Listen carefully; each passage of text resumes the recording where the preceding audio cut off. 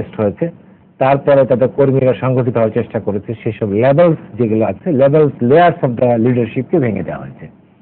তখন যে সক্রিয়তা ছিল, এখন এদের বিরুদ্ধে হয়তো মুখে আমরা অনেক কিছু বলতে পারি, আমরা রাত্রে ভালো মতো ঘুমাচ্ছি, হয়তো তার পারসেপশনে সেটাই আসছে, কিন্তু আমরা যারা এখানে বসে আছি আমরা নিঃসন্দেহে সেটা বলতে পারবো না, কারণ আমরা জনগণের পাসটা আমরা পাচ্ছি, আমরা নিজেদেরও পাস পাচ্ছি, সেখানে বলতে পারবো না, যেহেতু একটি জায়গাতে আমরা পৌঁছাতে পারিনি।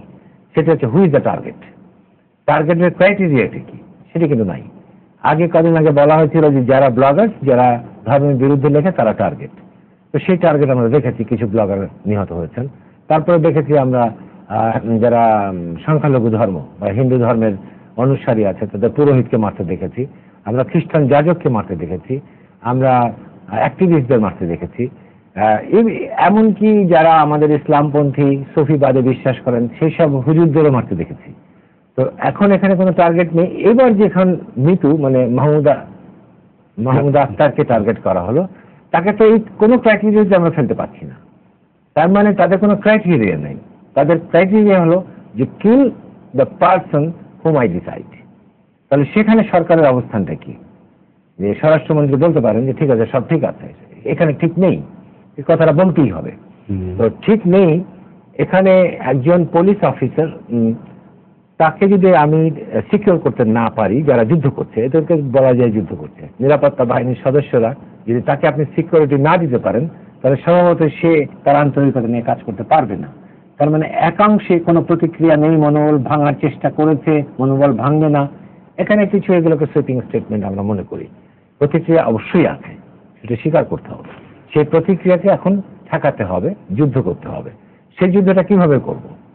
যে আমি সক্রিয়ভাবে করব, আমি অ্যাগ্রেসিভলি করব, না ডিফেন্সিভলি করব, না একটি আপোষকামিতার মধ্যে করব? আমি এখন বাংলাদেশ এখন ওই অবস্থায় আছে, আমার মনে হয় এখানে একটি রাজনৈতিক সিদ্ধান্তের প্রয়োজন যে আমরা কিভাবে যুদ্ধটা করব। স্ট্র্যাটেজি যেটাকে বলছি, সেই স্ট্র্যাটেজি মেকিং এ যদি ভুল হয় তাহলে মানুষকে মরতেই হবে। সেখানে একটা সঠিক স্ট্র্যাটেজিতে আমাদের পৌঁছতে হবে, একটা ব্যালেন্স স্ট্র্যাটেজিতে পৌঁছতে হবে। এবং আরেকটি জিনিস আছে, তাদের সংগঠিত হওয়ার জন্য আমি প্রোটেকশন দিতে পারি। আপনার ঝুঁকি আছে, আপনাকে এটা পুলিশ দেবে, গার্ড করবে, পুলিশের ফ্যামিলি যেখানে থাকে সেখানে একটা পুলিশ দিয়ে গার্ড করবে, but that's not a solution. আমাকে সারা পুরো দেশের নাগরিককে প্রোটেকশন দিতে হবে। এই প্রোটেকশনের জায়গাটা হলো জঙ্গি যে স্লিপার কিলার সেলগুলো আছে সেগুলোকে ভেঙে দিতে হবে এবং সেখানেই টার্গেট করতে হবে। সেই টার্গেট যদি আমি করতে না পারি তাহলে এই সব প্রতিরোধমূলক ব্যবস্থা টিকবে না। তো সেই জন্য আমি বলেছি যে আমাদের ফোকাস জেনারেট করতে হবে অ্যান্ড কম্প্রিহেনসিভ স্ট্র্যাটেজি জেনারেট করতে হবে। এটি কারেক্ট হলে অবশ্যই এই সব স্লিপার সেলগুলো, কিলিং সেলগুলোকে ভেঙে দেওয়া সম্ভব হবে, জনগণকে নিরাপত্তা দেওয়া সম্ভব হবে। ধন্যবাদ। আমাদের সাথে আরেকজন দর্শক আছেন টেলিফোনে, আমরা একটু ফোনটা নেই। প্রিয় দর্শক, আপনার পরিচয়টা দিয়ে প্রশ্নটা করুন। হ্যালো, আসসালামু আলাইকুম। ওয়ালাইকুম আসসালাম। জি, আমি হাবিব বলছিলাম শাহজাদপুর সিরাজগঞ্জ থেকে। যে আমার জানার আগ্রহ আজকে আলোচকদের কাছে যে এই যে আইন শৃঙ্খলা পরিস্থিতি বিঘ্নিত হচ্ছে মাঝে মাঝেই সন্ত্রাসীদের দ্বারা, তো গোয়েন্দাদের তো শক্ত একটা মনিটরিং রয়েছে ঢাকা শহর সহ সারা বাংলাদেশে। তো তারপরেও সন্ত্রাসীরা কিভাবে প্ল্যান করে একত্রিত হয়ে এই ধরনের সন্ত্রাসী আক্রমণ করছে, তো আসলে গোয়েন্দাদের মনিটরিং সেলটা আরো স্ট্রং করা উচিত কিনা এদেরকে নিয়ন্ত্রণে, আপনারা কি মনে করছেন? ধন্যবাদ। এটা আপনার কি উত্তর দিতে? হ্যাঁ, উনি ঠিকই বলেছেন, ওনার সংখ্যা থাকার কথা। গোয়েন্দাগিরি মানেই না যে 100% ফুল প্রুফ, আপনি 100% আপনি সাফল্য পাবেন না, সেখানে সবসময় লুপহোলস থাকবেই। আমি যতই প্রতিরক্ষা ব্যবস্থা করি সেখানে আমার ছিদ্র থাকবে। আমি ছিদ্র বন্ধ করব না, ছিদ্রের ভেতর দিয়ে যে ঢুকছে তাকে আমি আক্রমণ করব। তো বিষয়টা হলো এখানে। তো ছিদ্র বন্ধ করে আমি সকল ছিদ্র বন্ধ করতে পারবো না, এটি হলো মানে একটি স্বতঃসিদ্ধ সত্য। সেখানে আমার বিষয় আমি যেটা বলছি সেটি হচ্ছে যারা ছিদ্র দিয়ে ঢোকার চেষ্টা করে তাদেরকে আক্রমণ করে তাদেরকে নিঃশেষ করতে হবে, তাদেরকে কিল করতে হবে। সেই জায়গাটা যদি ফোকাস ডেভেলপ যদি আমরা করতে পারি তাহলে আমার মনে হয় যে তারা সাহস পাবে না। আজকে তাদের মানে সাহসটা হচ্ছে আমি বলবো অধ্যত্ত পরিণত হয়েছে, ধৃষ্টতাতে পরিণত হয়েছে। এটি তো জনগণ মেনে নিতে পারে না। আপনার কাছে এবার আসবো আমি। গতকাল একজন খ্রিস্টান ব্যবসায়ীকেও হত্যা করা হয়েছে এবং এর আগে আমরা দেখেছি খ্রিস্টান, বৌদ্ধ, হিন্দু মানে সংখ্যালঘু সম্প্রদায়ের মানুষদের, নিরীহ একেবারে নিরীহ মানুষদের অযথা হত্যা করা হয়েছে। অযথা আমি বলবো যে এই জন্যই যে তারা সংখ্যালঘু, আর কোনো কারণ নেই। এবং এটি তো বোঝাই যাচ্ছে যে আমাদের যে রাষ্ট্রের যে মূল চেতনা, মুক্তিযুদ্ধের যে মূল চেতনা, অসাম্প্রদায়িক চেতনা, সেটির উপর আঘাত করা। তো এটি আপনি এই ব্যাপারটি নিয়ে যদি আপনি একটু বলেন। এখানে জেনারেল রশিদ যে কথাটা একবার কিন্তু বলেছিলেন যে আসলে আমরা এখন দেখছি যে যাদেরকে হত্যা করা হচ্ছে তাদের সেরকম কোনো পরিচয় নাই সেই অর্থে, এই কারণে তাকে হত্যা করা হচ্ছে, ওই কারণে তাকে হত্যা করা হচ্ছে।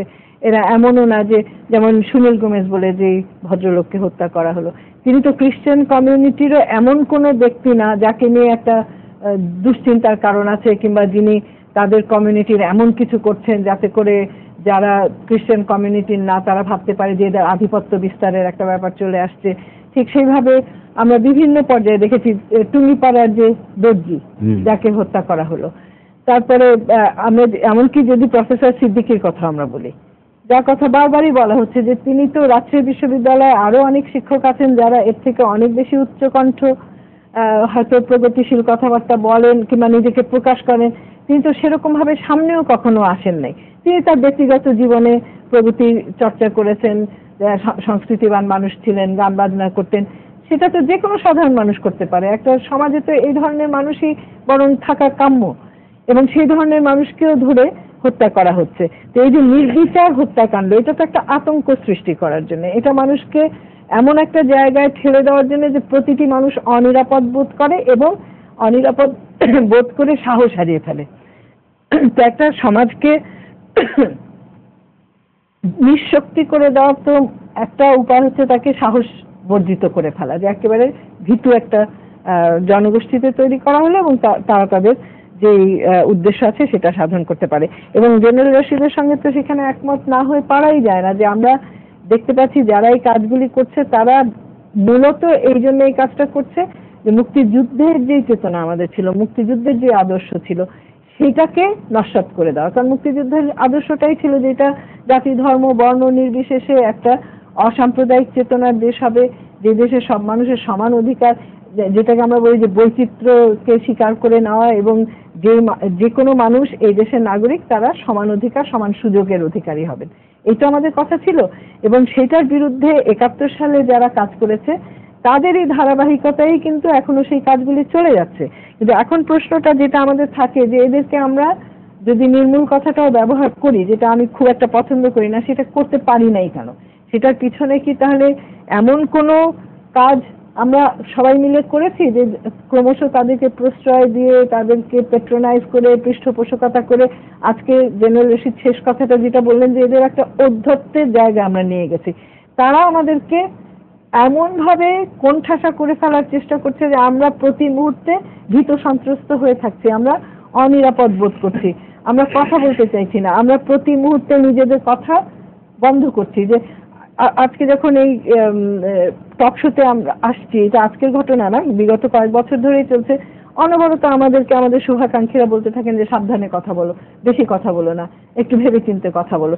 এই যে আমাদের কথা বলা বন্ধ হয়ে যাচ্ছে, বাক স্বাধীনতা, আমার চলাফেরার স্বাধীনতা, আমার বিশ্বাসের স্বাধীনতা, আজকে আমাকে বারবার নিজেকে প্রমাণ করতে হবে, ঠিক যেভাবে পাকিস্তানি আমলে আমাদের উপরে চাপ সৃষ্টি করা হতো যে তোমরা যদি নিজেদেরকে লয়াল পাকিস্তানি প্রমাণ করতে চাও, তোমাকে প্রমাণ করতে হবে যে তুমি লয়াল মুসলমান। এবং আজকে বাংলাদেশের মতন যে দেশটা ধর্মনিরপেক্ষতার নীতির উপরে ভিত্তি করে স্বাধীনতা অর্জন করলো, সব মানুষের সমান অধিকারের কথা বল, ঘুরে ফিরে সেই একই কথা আসবে কেন? এবং একটি বিশেষ ধারার ধর্মে তোমাকে বিশ্বাসী হতে হবে, এর বাইরে তুমি কিছু করতে পারবে না। কারণ আমরা দেখেছি যারা সুফিবাদে বিশ্বাস করছে, শিয়াদের উপরে আক্রমণ হয়েছে, আহমদিয়াদেরকে আক্রমণ করা যে ব্যাপারটা আছে সেটার পায় তারা সারাক্ষণ চলতে থাকে। অর্থাৎ সেই ঘুরে ফিরে অত্যন্ত রক্ষণশীল জঙ্গিবাদী একটা ধারার যে ধর্মে যারা বিশ্বাস করে তারাই একমাত্র এই দেশে সমস্ত অধিকার নিয়ে বাস করতে পারবে, আর কেউ করতে পারবে না। তো সেটা তো ঘুরে ফিরে সেই পাকিস্তানি মনোভাব, যেটাকে আমরা বলি পাকিস্তানি মনোভাবটা একটা প্রতীকী এক্সপ্রেশন আমাদের, তাই না? তো সেই পাকিস্তানি মনোভাবের যারা ধারক বাহক তারাই কিন্তু ঘুরে ফিরে আজকে এই কাজগুলি করছে, এবং তাদের আন্তর্জাতিক কোনো যোগাযোগ থাকলেও থাকতে পারে। এটা তো একেবারে চোখের সামনে আমাদের দেখতেই পাই আমরা যে যারা করছে তারা আমাদের নিজস্ব মানুষজনই করছে। কিন্তু তাদের নিশ্চয়ই শক্তির যোগানটা অন্য কোথাও থেকে আসছে, সেটাতে তো কোনো সন্দেহ নেই। তো এই সমস্ত চিন্তা করলে যে প্রশ্নটা আবারও করতে হয় যে তাহলে আমাদের যারা রাষ্ট্র পরিচালনার দায়িত্বে আছেন, যাদের উপরে এই দায়িত্ব আছে নিরাপত্তা দেওয়ার, তারা কি কোথাও কোনো জায়গায় কোনো আপোষ করছেন কিনা, কিংবা করে এসেছেন বলে এখন সেই কুফলটা আমাদের উপরে এসে পড়ছে কিনা। তো সেইটা যদি আমরা প্রশ্ন করতে না পারি, সেটার দিকে যদি আমরা তাকাতে না চাই, আমার কোথাও কোনো রোগ হয়েছে কিনা, আমি কতগুলি লক্ষণ দেখতে পাচ্ছি কিন্তু লক্ষণটাকে আমি অস্বীকার করছি যে না আমার কোনো অসুখ বিসুখ নাই, আমার এমনি পা ফুলে যাচ্ছে, আমার এমনি মাথা ব্যথা করছে, আমার এমনি জ্বর হচ্ছে, কিন্তু আমার কোনো অসুখ নাই। সেটা যদি হয় সেই অসুখটা তো আমরা সারাতে পারবো না। হয়তো আমরা অসুখ ডিটেকশনে এখন আমরা প্রত্যেক এখানে 3 জন বসে আছি, 3 জন 3 রকম ভাবে বলছি, ঠিক নাও হতে পারে, কিন্তু আমরা কি চেষ্টা করছি আসলে অসুখটা চিহ্নিত করার জন্য এবং সেটা সারাবার জন্য? সেইখানে আমরা বারবারই প্রশ্ন করছি যে কেন সেটা হচ্ছে না, দুর্বলতাটা কোথায়। এটা আমাদের অবশ্যই নিজেদের স্বীকার করে নিতে হবে এবং আজকে যদি থামাতে হয় সেটা, হ্যাঁ কখনো কখনো যদি জেনারেল রশিদের সঙ্গে একমত হতে হয় যে শুধু ওষুধ দিয়ে যখন না হয় অপারেশন তো করতেই হয়, কাজে হয়তো কঠিন একটা অবস্থা আমাদের যেতে হবে, কিন্তু সেটা যেতে হলেও সেটা তো বুঝে শুনে আমাদের যেতে হবে, সেটার তো স্বীকৃতি থাকতে হবে। অসুস্থতাটাকে তো আমাকে ঠিক মতন চিহ্নিত করতে হবে, সেটাই তো করতে চাইছি না আমরা। ধন্যবাদ। আমার সাথে আরেকজন দর্শক আছেন টেলিফোনে, আমরা ফোনটা নিই। প্রিয় দর্শক, আপনার পরিচয়টা দিয়ে প্রশ্নটা করুন। হ্যালো, আসসালামু আলাইকুম। ওয়ালাইকুম আসসালাম। আমি ম্যাডামের কাছে প্রশ্ন করতে আসছি। আমি রমেশ থেকে বলছিলাম। ম্যাডাম কাইন্ডলি একটু কথাটা শুনুন। যেরকম এই নাটোরের সুনীল দমের যে খুন হলো, উনি তো সেরকম হাইলাইট বা একটা সন্দেহবান লোক না, একজন সাধারণ ব্যবসায়ী। এক্ষেত্রে আমরা যদি কাউকে খ্রিস্টান বা হিন্দু এরকম ভাবে ইন্ডিকেট করে সংবাদ প্রচার করি বা বলি, এটা জঙ্গিতার একটা প্রাধান্য পায় না, যে এইটা মানলে মনে হয়, এদেরকে মানলে মনে হয় ভালো হয়, বা এরা আমাদের দেশে একটা ইন্ডিকেশন আছে যেটা সংখ্যালঘু। এইটা না করে যদি বলা হয় যে সুনীল গমেজ হত্যাকাণ্ড, তাহলে জিনিসটা ভালো, বা তাদের কাছে এটা প্রাধান্য পায় না জঙ্গিদের কাছে। এটা যদি একটু বলতেন, মানে এরকম সংবাদ কেন প্রচার করা হয়? যদি অন্য ধর্মীয় কেউ মারা যায় সেক্ষেত্রে তার নামের সাথে অমুক ব্যবসায়ী, আমি স্লাইটলি বললাম, মাইন্ড করেন না। জি বলেন।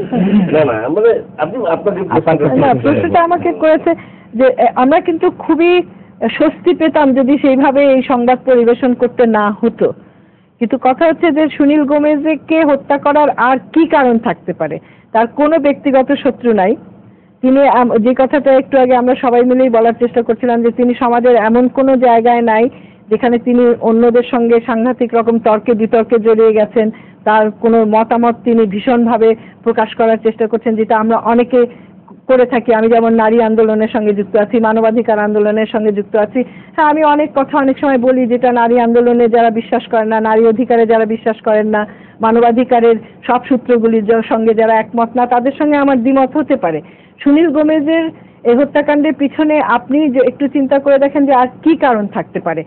আর আমরা যদি বলি না বলি সেটার উপরে তো নির্ভর করছে না, যে যারা আসলে এই দেশটাকে একটা সাম্প্রদায়িক দেশে তৈরি করতে চাচ্ছে, যারা এই দেশটার যে বৈচিত্র্যতা আছে সেটা নষ্ট করে দিতে চাচ্ছে, যারা মুক্তিযুদ্ধের মৌলিক নীতিগুলির বিরুদ্ধে দাঁড়াচ্ছে, আমরা বলার উপরে নির্ভর করে তো তারা তাদের স্ট্র্যাটেজি ঠিক করছে না, কৌশল ঠিক করছে না।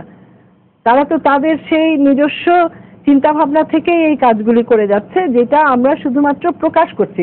একটা সত্য প্রকাশের মধ্যে আমাদের এত বাধা থাকবে কেন?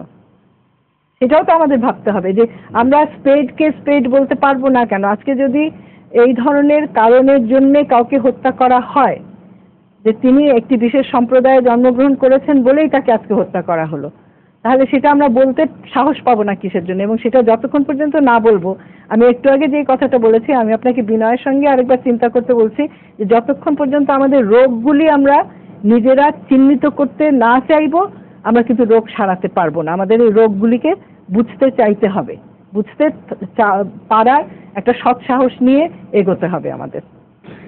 জি, অধ্যাপক জিয়া রহমান, আপনার কাছে আসবো যে এই যে একটা সবকিছুকেই অস্বীকার করার একটা চেষ্টা আমাদের, যেটা স্বরাষ্ট্রমন্ত্রীর যে কথা যে সবকিছু একেবারেই স্বাভাবিক, আবার অনেক হত্যাকাণ্ড আমরা দেখছি যে আইএস দায় স্বীকার করছে, আবার আমরা বলছি যে বাংলাদেশে কোনো আইএস নাই, বলেই যাচ্ছি যে আইএস নাই। তো এখন আইএস আছে কিনা বা আইএস এর নামে কারা এটা করছে কিনা সেইটাও তো একটু আমাদের ভেবে দেখা দরকার। বা আমি আগে একটু জাস্ট, আমি যেহেতু কথা বলার সুযোগ পাইনি, আমার যে বাবুল আক্তার কিন্তু আমার বিভাগের ছাত্র এবং আমার সরাসরি ছাত্র। তো আমি কাছ থেকে দেখেছি, খুব কাছ থেকে দেখেছি বাংলাদেশের এত মানে নিষ্ঠাবান, সৎ, কমিটেড কোনো মানে পুলিশ অফিসার যদি কয়েকজনকে বাঁচা যায়, বাবুল আক্তার তাদের একজন। অত্যন্ত সজ্জন একটা মানুষ এবং অত্যন্ত কমিটেড। সে যেগুলো আমরা এগুলো অনেক আগের থেকেই জানি, যেহেতু বিভাগের সাথে ডিরেক্টলি আমাদের সম্পর্ক আছে, কিন্তু এখন পত্রপত্রিকা আপনারা সবাই জেনেছেন যে কি পরিমাণ মানে নিজের জীবনের রিস্ক নিয়ে একবার তো তার গ্রেনেড তার উপরই চার্জ হয়েছিল, সেখান থেকে সে বেঁচে গেছে। তো এবং তার কিন্তু ইন্টারেস্টিং, তার আপনি যদি আমরা তার বায়োডাটা নিয়েছি, তার কোনো পলিটিক্যাল ব্যাকগ্রাউন্ড অনেক সময় দেখি যে কোনো না কোনোভাবে কোনোভাবে বায়াসনেস থাকে। সে একেবারে প্রফেশনাল মানে একজন ব্যক্তি বলতে যা বোঝায় বাবুল আক্তার কিন্তু সেই জিনিস। এবং আমার কাছে মনে হয়েছে এই জায়গাটার থেকে আমি যে জিনিসটি টানতে চাই যে কেন যেন আমার দুটো জায়গায়, একটা হচ্ছে যে পুলিশের কালচার, এই কালচার, এবং আরেকটা হচ্ছে আমাদের পলিটিক্যাল কমিটমেন্ট। এই দুটো জায়গায় মানে যে পরিমাণ আমরা অনেক আলোচনা করেছি, এই আলোচনা করে কিন্তু কি কারণ সেগুলো কিন্তু মোটামুটি র্যাপ আপ হয়ে গেছে। কারণ অলরেডি কিন্তু বিভিন্ন জায়গায় দীর্ঘদিন ধরে এই হত্যাকাণ্ডগুলো চলছে এবং সেগুলো কেন হতে পারে মোটামুটি কিন্তু তার একটা মানে ভার্সন আমাদের সরকারের কাছে আছে। পুলিশের কালচারের ক্ষেত্রে আমি যেটা বলবো, এটা হয়তো কেউ এটা দ্বিমত করতে পারে, কিন্তু আমি যে প্রো অ্যাক্টিভ পুলিশিং এর কথাটা বারবার বলছি, যে আপনি বাবুল আক্তার যেই মার্গের একজন অফিসার, তিনি যে কমিটমেন্ট দিয়ে করেছেন, তিনি যখন ঢাকায় আসলেন, তার স্ত্রী এবং পুত্রকে বা সন্তানকে দেখাশোনা বা একটা পুরো সিকিউরিটির চাদরের মধ্যে রাখাও কিন্তু এই নয় যে তাকে পাহারা দেওয়া। আমি বলছি এটা একটা ফাঁদের মতো করা যেতে পারত। যেমন আমাদের বাংলাদেশে আরো কিন্তু অনেক ব্যক্তি আছে, ফর এক্সাম্পল আমি যদি নামটা না বললে হচ্ছে জাফর ইকবাল স্যার। আমরা জানি যে উনি কি পরিমাণ পপুলার এবং উনি কিভাবে জঙ্গিবাদের মানে রসানলে আছেন। ভদ্রলোক আসেন সিলেট থেকে সাধারণভাবে যাওয়া, কতটুকু প্রস্তুতি এই সিকিউরিটি তাকে কেন্দ্র করে নেওয়া হয়েছে। আমি বলছি যে এগুলো সিম্বলিক। আপনি 100 জন 200 জনকে নেওয়ার দরকার নেই, আপনি 10 জনের উপর যদি নিবিড়ভাবে, আপনি মনে স্ট্র্যাটেজির জায়গা থেকে বলছি, নিবিড়ভাবে আপনি তাদেরকে পর্যবেক্ষণ এবং সিকিউরিটি চাদরের মধ্যে রাখেন, আপনি হয়তো ফাঁদ পেতে এই যে বাবুল আক্তারের স্ত্রী মারা গেল তাদেরকে হয়তো আপনি ধরেই ফেলতে পারতেন। এবং এই যে প্রক্রিয়ায় আমরা বলছি একটা প্যাটার্ন আমরা পাচ্ছি যে কি বলে এটাকে, মোটরসাইকেলে আসে, তারপরে একটা চাপা দিতে করবে এবং গুলি করে। তো এই প্যাটার্নের সাথে আপনি যদি একটা গ্রুপকে ধরতে পারেন, নিশ্চয়ই আপনি আর একটা গ্রুপ বা তাদের যে সংযোগ এই জিনিসটি আপনার বের করতে পারেন। মোদ্দা কথা আমি যেটা বলতে চাচ্ছি যে এই যে একটা ঘটনা ঘটার পরই বারবার রিঅ্যাক্টিভ পুলিশিং যেটা আমরা দেখতে পাচ্ছি। হ্যাঁ, পুলিশ বলছেন আমরা অনেক প্রোঅ্যাক্টিভ, আমাদের যথেষ্ট আমরা বলছি সীমাবদ্ধতা আছে এবং বাস্তবতা প্র্যাগম্যাটিকলি যদি চিন্তা করা যায়, মানে আমরা যেই ঐতিহাসিকভাবে যে পুলিশ বাহিনী নিয়ে আছি, এটা দিয়ে কিন্তু এই যে যারা এটার পেছনে আছে, তো সিরিয়াস অর্গানাইজেশন তাদের পাশে আছে, সিরিয়াস তাদের প্ল্যানিং আছে, প্রচুর টাকা পয়সার ইনভলভমেন্ট তাদের এখানে আছে, এবং সাথে সাথে কিন্তু বিদেশি এক ধরনের প্যাট্রোনাইজেশনও তাদের সাথে আছে। এটা খুব ক্লিয়ার যে আইএস এর কথাটা বলছেন, সেই জায়গায় আমি আসতে চাচ্ছি। তো এই জায়গায় আমার ইদানিং কেন যেন মনে হচ্ছে যে সিরিয়াসনেস নিয়ে, পলিটিক্যাল কমিটমেন্ট নিয়ে জিনিসটা, মানে আমি বলছি যে কোন জায়গায় গেলে আমরা আরো কোন জায়গায় যেতে পারবো। আমাদের স্বরাষ্ট্রমন্ত্রী যে কথাটি বলেছে, আমি এগুলোকে খুব বেশি মানে ধর্তব্যের মধ্যে নেই না। এই কারণে নেই না যে এটা একটা পলিটিক্যাল রেটরিক, আমাদের কালচারের মধ্যে এটা আছে এবং তাদেরও জনগণকে কিছুটা বুঝ দিতে হয়। এই ধরনের সনাতনী একটা সংস্কৃতির মধ্যে আমরা বাস করছি, কিংবা যিনি ওখানে এই কাজটি করেন তার উপরে কিন্তু নানা ধরনের তাকে অনেকগুলো গোষ্ঠীকে তাকে অ্যাকোমোডেট করতে হয়। সেই জায়গা থেকে আমি কিন্তু আমার কথা হচ্ছে যে আপনি বাইরে যাই বলেন, ভেতরে আসলে আপনার প্রস্তুতিটুকু কতটুকু সেই জায়গায়, এবং আপনার কমিটমেন্ট। মানে আমি বলছি যে আমরা মাঝে মাঝে কিন্তু এই যে চিরুনি অভিযানের কথা শুনি, আমরা তো যেটা রশিদ ভাই বললেন যে আপনি ডেমলিশ করার একটা কোনো প্ল্যানিং আপনি নেন না, যে একের পর এক এই যে বিভিন্ন বাহিনী আমরা, যেটা বাবুল আক্তার নিজে শুরু করেছিল, তিনি নিজের উদ্যোগে ইন্ডিভিজুয়ালি, তো এই যে একটা ইনস্টিটিউশনাল প্রফেশনাল জায়গা থেকে আপনার একদিকে পুলিশের কালচারের মধ্যে চেঞ্জ, আর একদিকে আপনার পলিটিক্যাল কমিটমেন্ট। এখন এই কমিটমেন্টের মধ্যে একটা কথা আসে যে ঐক্যমত ছাড়া এই জিনিস করা সম্ভব না। তো বাস্তবতা এই যে আপনি বাংলাদেশের একটা বড় পলিটিক্যাল পার্টি যার অনেক সাপোর্ট বেস আছে, সে কিন্তু কখনো এইটাকে সাপোর্ট করবে না, কারণ সে বেনিফিশিয়ারি, তার সাথে একটা নেক্সাস আছে।